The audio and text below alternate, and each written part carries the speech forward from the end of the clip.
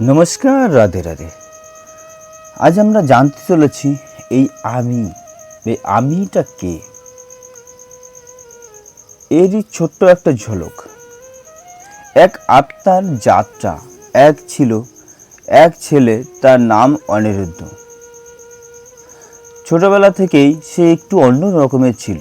যখন অন্য বাচ্চারা খেলাধুলা নিয়ে ব্যস্ত থাকতো, তখন অনিরুদ্ধ চুপচাপ আকাশের দিকে তাকিয়ে থাকতো। তার মনে সবসময় একটাই প্রশ্ন ঘুরত, এই আমি কে। একদিন রাতে অন্ধকারে আকাশে অসংখ্য তারা জ্বলছিল, জ্বলজ্বল করে। অনিরুদ্ধ তার দাদুকে জিজ্ঞেস করল, দাদু, আমরা কোথা থেকে এসেছি? দাদু একটু হেসে বলল, এই প্রশ্নের উত্তর খুঁজতে অনেক ঋষিমণি সারা জীবন কাটিয়ে দিয়েছেন। তুই কি যদি সত্যি জানতে চাস, তাহলে তোকে নিজের ভেতর যেতেই হবে। এই কথাটা অনিরুদ্ধের মনে গভীরভাবে গেঁথে গেল। প্রথম দিকে তাকিয়ে যদি বলা হয় বাইরের জগতে খোঁজ, অনিরুদ্ধ বড় হতে লাগলো। সেই বড় বই পড়ল, ধর্মগ্রন্থ ঘাটল, বিজ্ঞান পড়ল। সে জানল মানুষ শরীর দিয়ে গঠিত, কোষ দিয়ে তৈরি, আর সেই কোষ এসেছে আরও ছোট্ট ছোট্ট কণিকা থেকে। কিন্তু তার মনে প্রশ্ন থেকেই গেল যে শুধু শরীর কি আমি? অর্থাৎ আমার যে শরীরটা রয়েছে, সেই শরীরটাই কি হচ্ছে আমি? সে আয়না নিজের মুখ দেখলো, ভাবলো এই মুখটা কি আমি?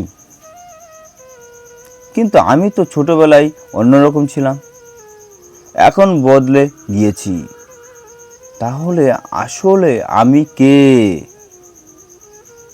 এই দুঃখ ও প্রশ্নের আগুন একদিন অনিরুদ্ধ তার খুব প্রিয় একজন মানুষকে হারালো। মৃত্যু কাঁপিয়ে দিল। সে ভাবল, যে মানুষটা এতদিন আমার সঙ্গে ছিল, সে হঠাৎ কোথায় চলে গেল?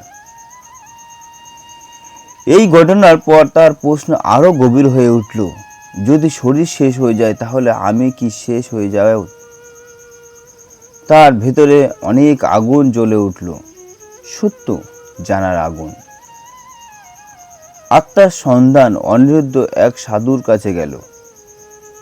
সাধু তাকে বললেন, তুই শরীর নস, মনও নস, তুই সেই চেতনা যা সব কিছুকেই অনুভব করে। অনিরুদ্ধ জিজ্ঞেস করল, চেতনা মানে কি? সাধু বললেন, যখন তুই খুশি হোস, দুঃখ পাস, ভাবিস, এই সব কিছু যে অনুভব করে, সেটাই তুই, আর সেটাই আত্মা। অনিরুদ্ধ ধীরে ধীরে ধ্যান করতে শুরু করলেন। সে নিজের মনকে শান্ত করার চেষ্টা করল। ভেতরের যাত্রার দিন থেকে কেটে গেল মাস কয়েক। একদিন ধ্যানের মধ্যে সে এক অদ্ভুত জিজ্ঞাসা অভিজ্ঞতা পেল। সে দেখল তার শরীরে নেই, সে শুধু একটা আলো, একটা শান্ত নির্মল অসীম আলো। সে অনুভব করল, আমি এই শরীর নই। আমি কি সেই আত্মা যার জন্ম মৃত্যুর বাহিরে? তার মনে ভেসে উঠল, আমি এসেছি এই বিশ্ব ব্রহ্মাণ্ডের এক অমর উৎস থেকে। আমি সেই চেতনা অংশ, যা সব কিছুর মধ্যেই আছে। এই সত্যের উপলব্ধি অনিরুদ্ধ বুঝতে পারল, সে শুধু নাম, পরিচয় ও শরীর নয়, সে একটি হলো আত্মা। সে এসেছে এক মহান উৎস থেকে, যাকে কেউ বলে ঈশ্বর, কেউ বলে ব্রহ্ম। সে এও বুঝল, জীবন হলো এক যাত্রা, যেখানে আত্মার অভিজ্ঞতা অর্জন করে শেখে ও ভালোবাসে। শেষ কথা বলতে গেলে, তোমার জন্য উত্তর এই গল্পের শেষে অনিরুদ্ধের মতো তুমি একটা উত্তর পেতে পারো। তুমি কে? নিজেকে প্রশ্ন করো।